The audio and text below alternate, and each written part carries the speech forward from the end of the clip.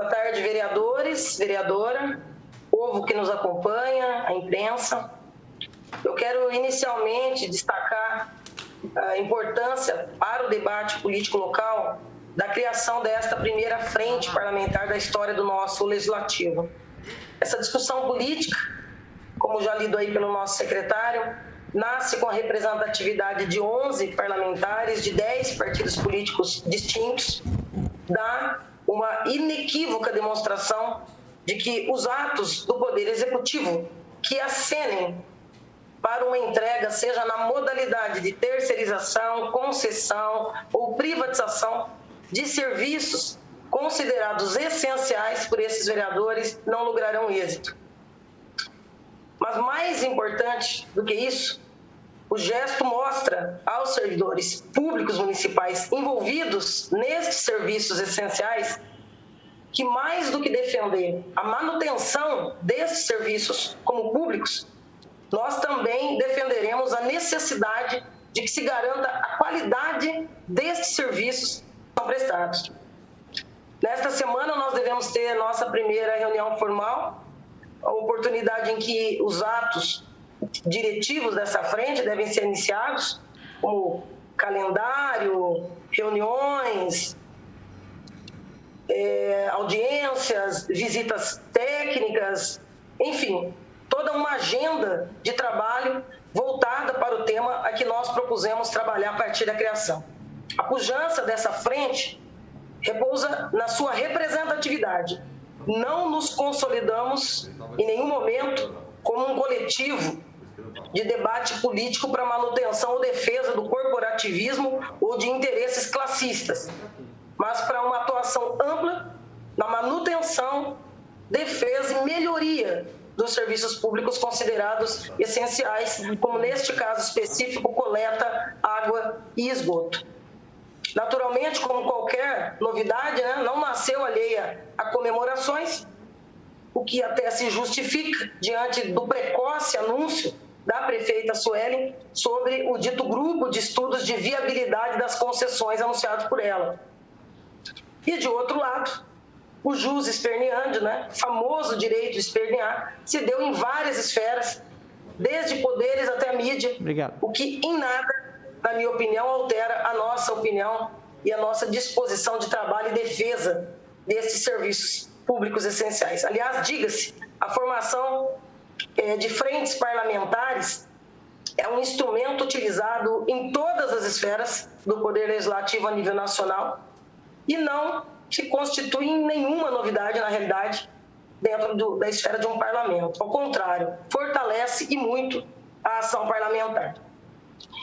Nessa última semana, com muita tristeza, nós vimos que os números de óbitos de bauruenses em decorrência da Covid-19 continuaram assustando e crescendo. Uma semana que se iniciou contando 10 mortes num único dia e chegou ao domingo contando 14, inclusive já com ocupação total dos leitos de UTI. Não dá, não pode, não se deve considerar que nós estamos vivendo um momento de normalidade ou sequer de controle. Aliás, essa sandice do abre tudo transformou Bauru numa terra de faz de conta no final de semana. Quem teve a curiosidade de pegar o carro e percorrer ruas e também alguns espaços tradicionalmente movimentados em épocas de não pandemia, viu com o mesmo assombro que eu, lugares lotados, aglomeração de fio a pavio, seja em espaços abertos ou fechados. Uma triste realidade para uma cidade com um obituário que escandaliza, mas que vai naturalizando a morte e a tragédia como se fosse parte do nosso cotidiano. Não é. Estamos vivendo um momento trágico, absurdo, é normalizar tudo isso. Mas não bastasse tudo isso, temos ainda que ver com muita tristeza a nossa cidade entrando mesmo no rol dos escândalos nacionais do uso indevido ou desvio de vacinas. E eu não fico nem um pouco feliz tendo adiantado aqui há algumas semanas consecutivas nessa tribuna que algo de estranho está acontecendo com o nosso processo de vacinação. Porque assim como eu, Seguramente outras autoridades dessa casa também têm recebido reclamações e denúncias diárias a respeito desse processo de vacinação aqui em Bauru.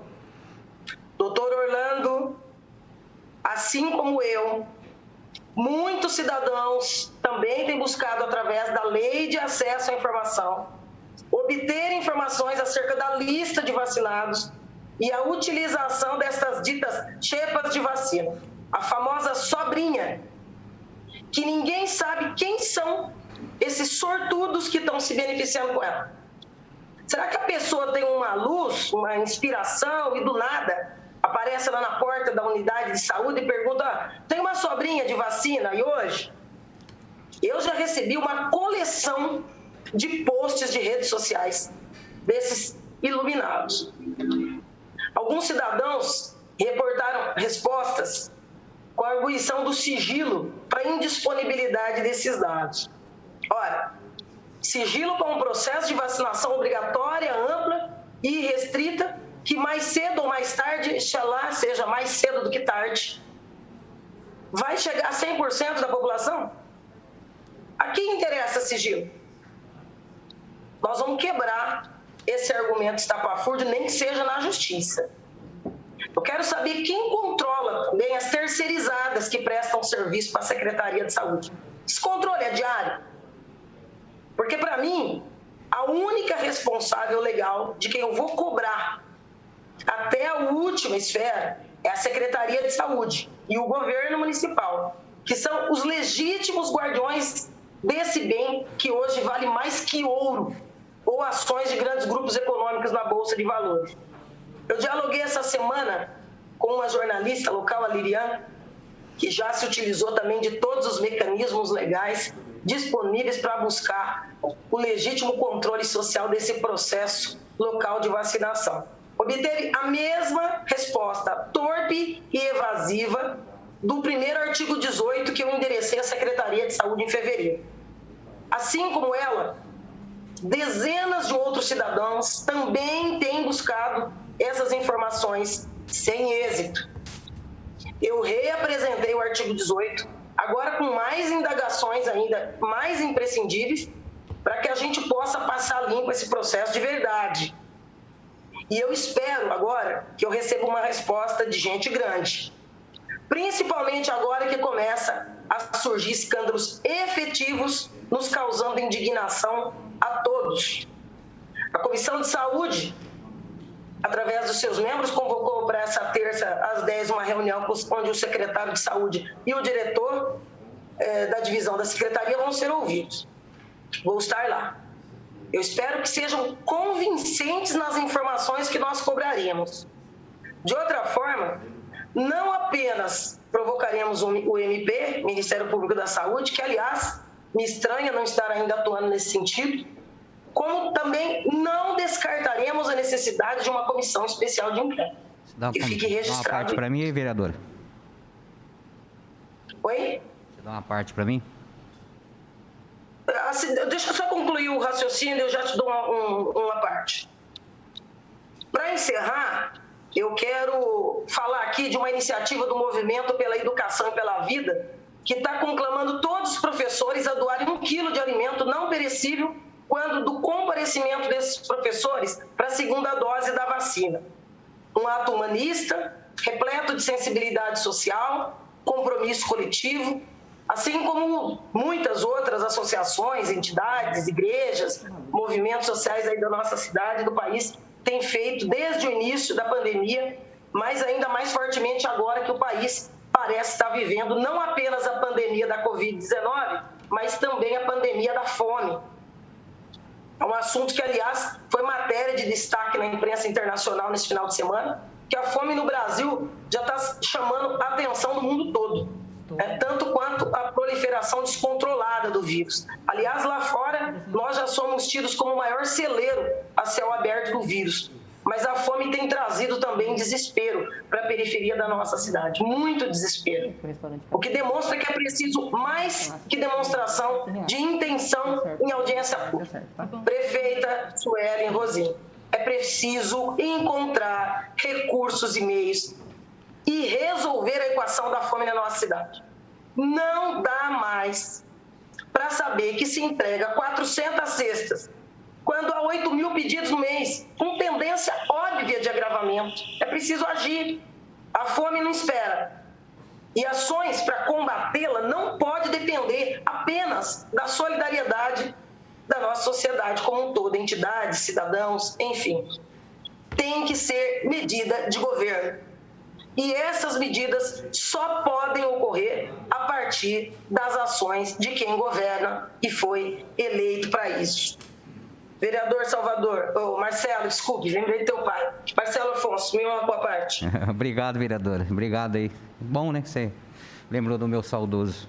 Deus abençoe. Só queria lembrar, né, que já foram 100 mil doses, né, de vacina do Covid, isso é bom lembrar. E eu estou com a matéria aqui, do dia 23/4, né, que foi feita por uma funcionária terceirizada e já foi tomada devidas providências. Então, isso que eu queria lembrar. E realmente, nós, vereadores, estamos aqui, sim, para fiscalizar. E lembrar também que toda a responsabilidade da vacina, da chegada, da distribuição, vem do governo do Estado. E aqui no município é um complemento. Temos, sim, somos 17 vereadores, assim, temos que estar acompanhando de perto, porque essa é uma situação que tem que ocorrer devidamente. Era só isso que eu queria lembrar. Deus abençoe e obrigado, viu, Estela? Muito bom. Eu agradeço a sua colaboração, mas eu volto aqui a afirmar. A gente sabe que as vacinas, por enquanto, estão sendo recebidas do Estado e do governo federal a passos de tartaruga, mas as ações efetivas no controle, na gestão disso, é da esfera municipal, vereador. Então, é isso que nós vamos nos atentar e é assim que nós vamos estar atuando aí na Comissão de Saúde amanhã, como convocado aí pelos membros da comissão, e vamos esperar que haja explicações suficientes. Não sendo, a gente sabe os caminhos que buscar. Obrigada, presidente.